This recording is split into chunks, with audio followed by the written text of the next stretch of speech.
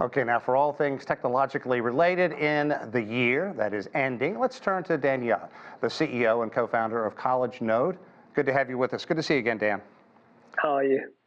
Good, good. So how would you describe the overarching trend in the tech industry this year? It was a significant year of development. And before I came out here, I read one article that I thought had a great line saying advancements are blurring the boundaries between human and machine intelligence.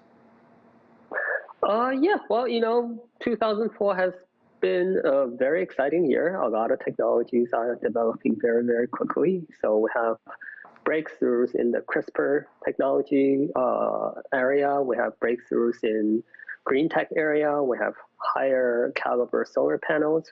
But I think all of these stories are sort of overshadowed by the development in artificial intelligence, which is just developing at a warp speed now.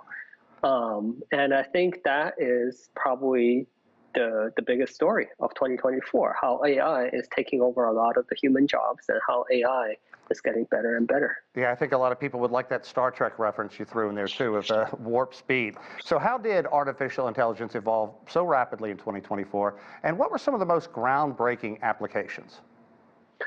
Well, AI is developing so rapidly because the power of compute is expanding exponentially. The way machines are learning is also expanding very quickly.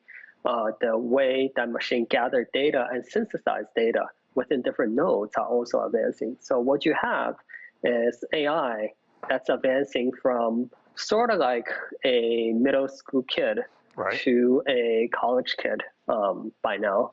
And I think in about 2 to 5 years, we should have AI that's smarter than the smartest human being. So we're living in exciting times. Okay, what about the efforts to regulate? We heard about the United Nations effort. China has said that it needs to be controlled, the United States. It really, though, needs to have some kind of global agreement, because if various nations come up with their own plan, what's going to happen?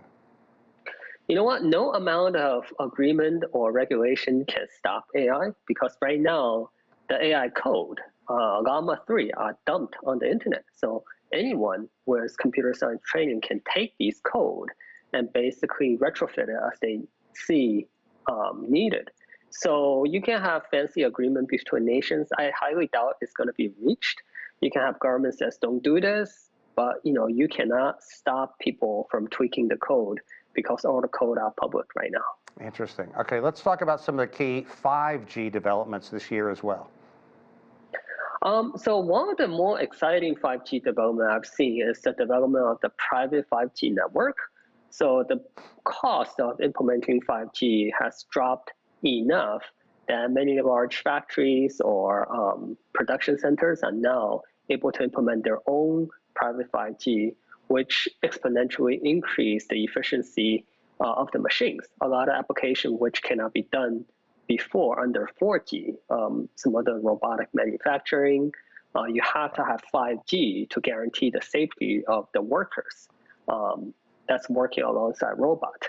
But with a private 5G network, those applications are unlocked, and you can have a machine doing a lot more than it would have otherwise. So again, very exciting development on that front. You talk about the robotic manufacturing too, because I find this fascinating, and it could be used on so many levels. And I'm old enough to remember when people who were working on robotics were thrilled when they were able to make it walk up a step. And look where we are now. We are living in the sci-fi of our childhood, right? I mean, when I was a kid, we have the Jetsons.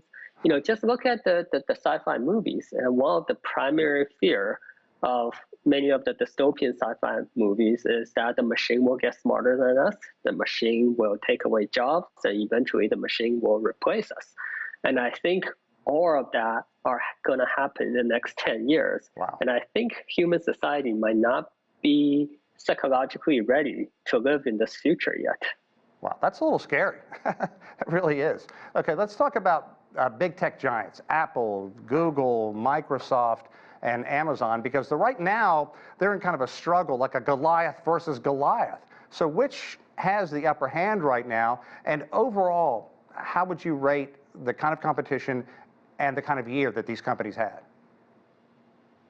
So right now, I would say Microsoft definitely has the upper hand. Microsoft owns 49% of OpenAI, which is the market leader. I would say Apple is probably the worst of the big tech giants because Apple doesn't have its internal artificial intelligence. It's leasing AI from Google and a few other companies. And I think the wild card will be X.AI. Elon Musk has definitely pulled some rabbit out of his hat, and the industry is actually closely monitoring whether Grok, the X.AI chatbot, will actually take over ChatGPT in terms of capabilities. And I have a feeling it will in the next 1 to 2 years. Wow. Because the Grok bot was able to train on all the Twitter data, which is not available to any other bots. So it has a massive amount more data compared to its competitors, which is a huge leg up. Right. So it's going to be quite of a heated battle in the next few years. And history shows he has a lot of money to throw at problems. Danielle, we can't thank you enough for your insight. Very fascinating. It's going to be interesting to see how this moves in the next year. Thank you again. Thank you so much.